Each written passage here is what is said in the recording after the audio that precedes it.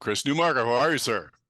Doing well, Tom. Doing well. Good to talk to you from a beautiful Friday morning here in Minneapolis. Yes, thank you for the weather report. This is the time Yeah. when we'll normally talk about our least favorite sausages or our Right. Yeah. creepy Hummel figurines, but we don't have time for Don't have silliness time. today. No, we No. don't. There's too much news going on, and Serious time.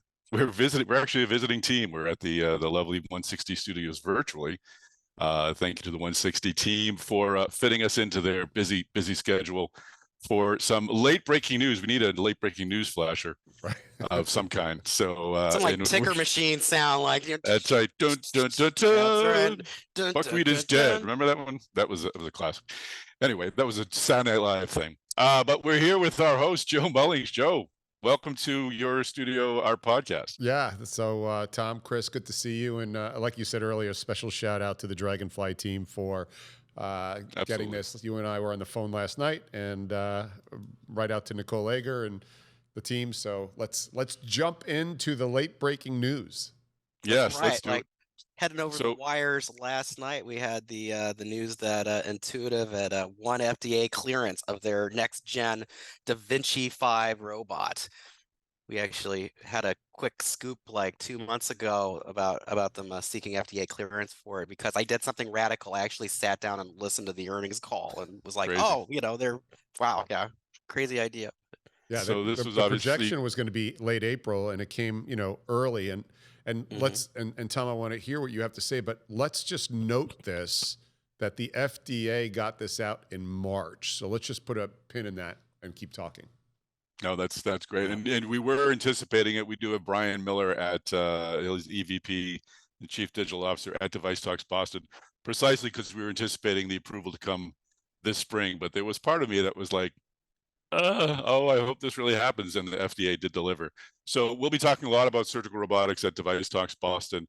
We'll have Distal Motion, we'll have Medtronic, we'll have Quantum, we'll have Stryker. I'm doing a keynote with CMR, and now, of course, the aforementioned Intuitive conversation. It's a big topic at DeviceTalks Boston. Next week, we also have our surgical robotics virtual week on DeviceTalks Tuesdays, which actually extends Tuesday, Wednesday, Thursdays. We'll have presentations by Intuitive and Medtronic, and Virtual Incision, which I know is a favorite company of yours, Joe, as well. So we've got surgical robotics on the mind. And then when the news came out, Chris and I were kind of dancing back and forth of who can we get to talk about it. And of course, first and foremost, let's get Joe and see if he's available. So that stage being set, Chris, you're the professional journalist here. I'm just a studio guy. Don't say that, Tom. Come on. Take it away. Well, I mean, we had FDA clearance of the new robot, and this is like their next generation multi-port surgical robot. There'd been a lot of speculation over the last year or two when they would get a next generation robot out, and along with announcing the FDA clearance, they gave a nice summary of like all the different improvements that they've packaged into the DaVinci 5 versus previous systems, including, they've got new.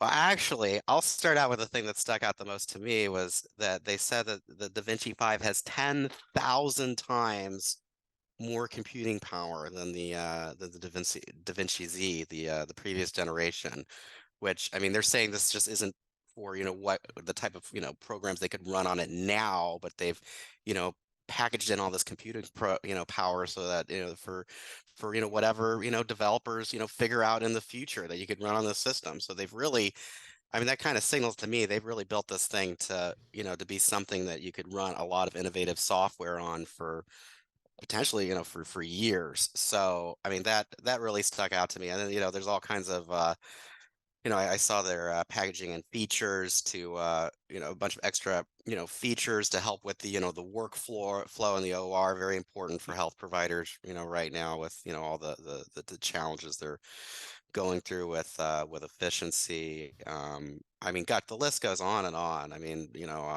new surgeon controllers with these, with vibration and tremor controls to to have a smoother experience for the surgeon. Next gen 3D display and image processing, this force feedback technology to to measure the forces being exerted on tissue during surgery, and a whole new data stream to analyze because of this force feedback technology. And it's and also they made the console more more, they say that the new console is more comfortable for the surgeons, which if you're a surgeon doing all these procedures for the day, having a more comfortable console sounds like a good plan. So that's No, in a nutshell. Yeah. sounds like a complete package. And I know one thing I've been seeing on social media, and I know the messaging has sort of been that this has been 10 years in the making. So, Joe, we'll turn to you. Yeah. This seems like, I feel like Joe Biden after Obamacare passed. Like this is a big family show deal, What was your takeaway, Joe? What were you anticipating? And what are your thoughts? Well, look, I think, Chris, you pointed it out. Intuitive just released the chassis for probably the next 5 to 7 years. In the past, we could have said 10 years, but I just think the cycle of innovation occurring right now is probably 5 to 7 on a chassis like this. So, and then the changing centers of care, and we'll jump into that in a minute too. So not surprising, any of these features. Most of these were sort of baked into the conversations happening, but what's more important, you inferred what else is under the skin, right? These features did not take 10 years to reveal themselves. I think that this is another intuitive of pulling people deeper into the pool. This is a time that Intuitive has done two things right now. They've created this technological moat around robotics that people think that, oh, it's a knockoff on DaVinci Xi, or you're not going to have a knockoff on DaVinci 5 for a long time. So that's number one. Number two is Gary talked about, or Intuitive talked about, there's going to be a very, very limited release on this. So the reason they came out really fast on this is this is going to freeze any CapEx acquisition coming down range for any robot that's out there right now on that larger format, higher acuity case robotic system. And then you hear them use the word placements rather than sales. And these are all things you have to note, because if you're just looking at this as at a robot instead of a surgery as a service, robotic assisted surgery as a service is really what Intuitive is pushing here. So they've built the robotic moat around the business. They've just staked it earlier. It's going to freeze any, especially OUS, any high acuity surgical robotic platform. And then they're building the financial moat around the business where you don't have to buy the robot. You're going to lease it. We're going to partner with you. And then we're going to share the risk and the reward as you go ahead and no longer have to find 1.5 to 2 million to acquire something like this. And so now Gary's going to get, rather than and he's got that war chest to be able to do this. And now he's just delivered to the surgeons a very meaningful platform. Again, very limited launch, but it's going to still freeze the market. I don't expect them really coming out en masse, probably till even Q1 of 2025, but he did what he wanted to do. He froze the market. And now everything's going to be compared to, and this is where Intuitive gets that 20 years of inertia, where they continue to move the goalpost. Every other surgical robotic, large format surgical robotic platform on these high acuity cases had to put a flag in the ground. And they had to put the flag in the ground trying to get close to Intuitive. And Intuitive just moved that flag. And everybody else is frozen in place there. As they go ahead now, they're locked into their pathway to the FDA. So go ahead, Tom. Question. Is the market? There's a lot to unpack there. Yeah. A lot of great stuff. Let's talk about freezing the market first of all. Is the market frozen for a strategic that would have acquired a smaller surgical robotics company to complement their own surgical tools portfolio, or is the market also frozen for larger companies that are developing their own systems? And maybe you could unpack a bit what frozen means. I mean, because these companies just aren't going to stop. Yeah, frozen means is, so let's look at Hugo as an example, and even Ottava as an example, right? Let's look at those two right now. Both J&J and Medtronic had to get into the robotic assisted business because they were having erosion to their current market because of Intuitive. And this is gonna really hurt more, because now the feature set, the surgical end effectors, the tools, the ancillary, the devices that go with this, the digital capabilities, the data that the hospital and or outpatient surgery centers are going to now be able to get will far surpass what was in Ottava and Hugo, highly likely. So that's one. And now you're eating into an 80% gross margin on their analog endosurgery business. And now you're moving them even, Intuitive's pulling them deeper into the pool of razor thin margins if Hugo really does get market acceptance, if Ottava does get through the FDA in 2005, I might even say 2006. And so they had to freeze their systems against the standard of the XI. And now Gary's just moved the goalpost way down range. And so you don't have that subject matter expertise in J&J or Medtronic. You're not a digital native. And now you're going to be comparing Hugo and Ottava to what they could only imagine XI was in. So that's what I mean by moving the goalposts, and their designs and pathway to the FDA had to be frozen. I can guarantee you it didn't include any of these feature sets that now Da Vinci 5 has out. I mean, have they basically just already won the game then? No, the game's not over, right? We're playing an infinite game with robotic assisted surgery. But what I think you did is you now accelerated the lower acuity, not less complicated, but I think you just accelerated the value of the distal motions and the Moon surgicals, because they are going to be directed at that middle market, middle acuity. And to compete against Intuitive as a core against the high acuity cases is just, they're pulling you deeper into the pool on the financing moat, as well as the technological moat and the form factor moat. And so now, why pick a fight in that area, which is where Hugo, I believe, and Ottava are trying to pick it. Now you got to drop down to the middle acuity cases as an entry point. So I think this is good for surgical robotics overall. And it now will accelerate people saying, okay, form factor, acuity, that's where we have to fight. Now, if you think Intuitive doesn't have 4 solutions sitting on the sidelines for the middle acuity cases as a Gen 5 Lite, you're crazy. But I think that Intuitive's going to wait for 2 years, 3 years until the ambulatory surgical centers declare what does that financial model look like, because there's no reason to fight there right now. And then as soon as Intuitive sees where that market's declaring itself, because it's still early, I think they're going to come out with a middle acuity platform that those surgeons are already accustomed to.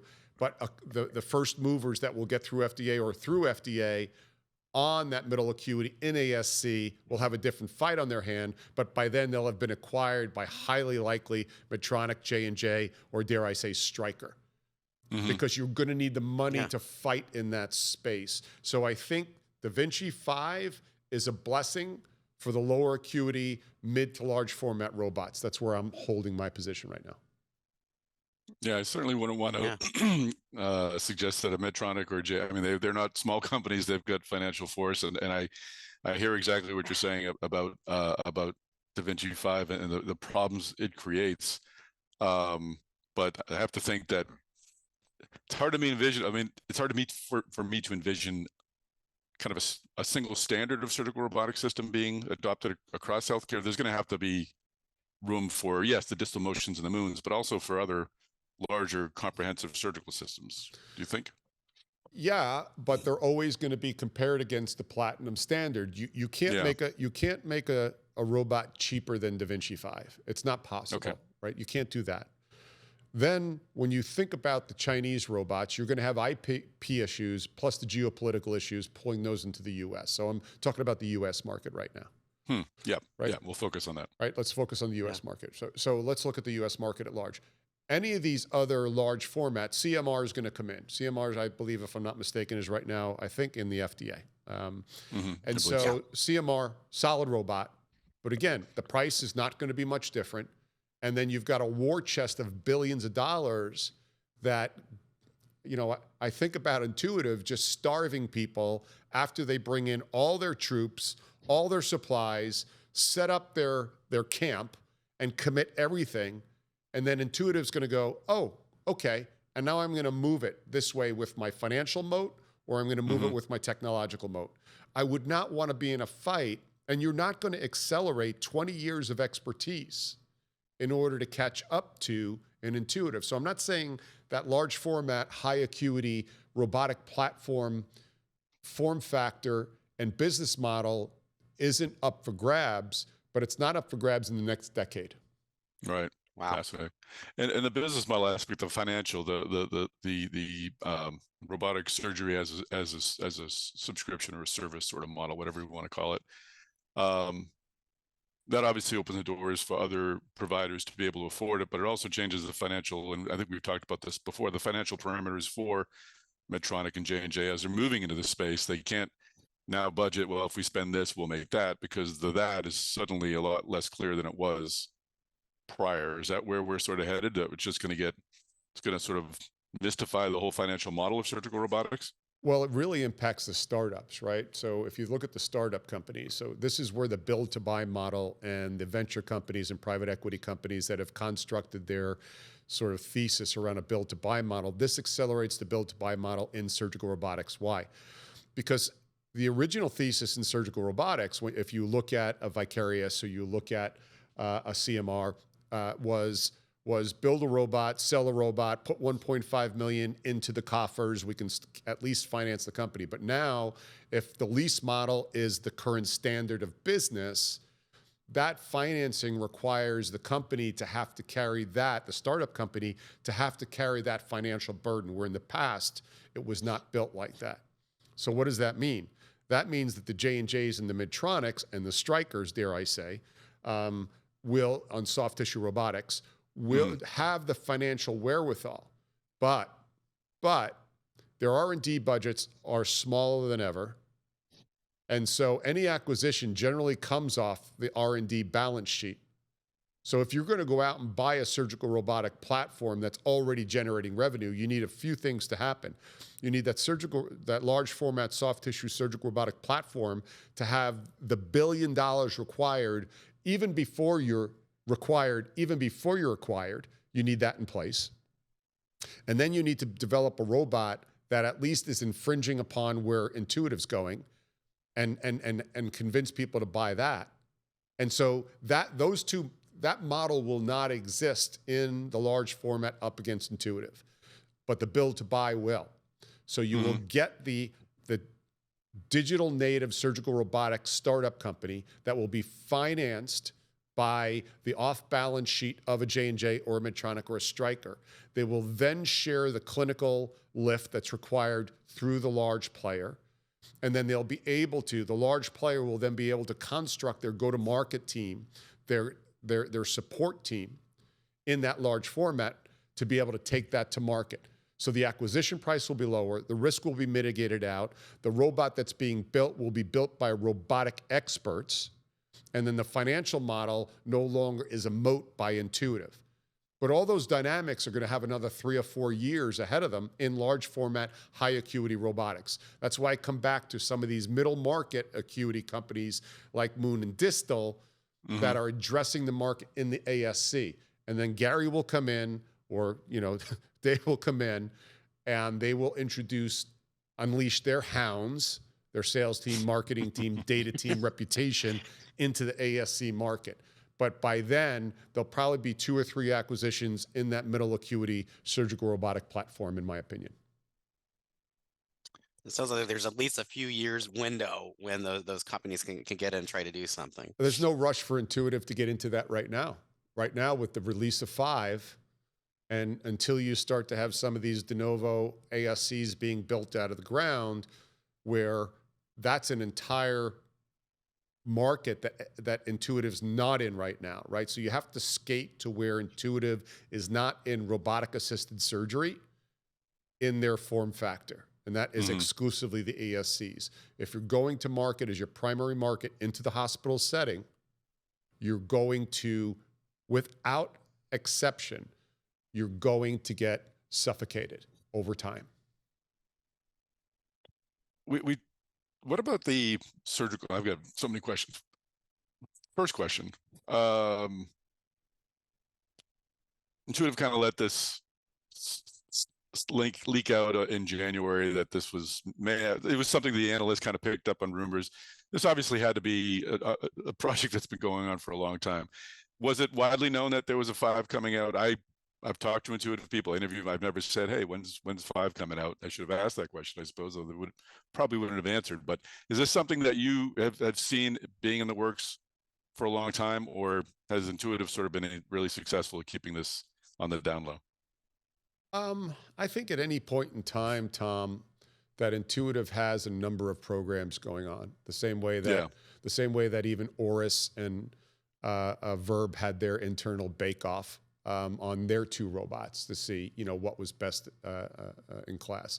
And then they've been listening to the market really well. When you didn't have a threat in the market at all on a form factor, that as a large format form factor, you're listening to the market.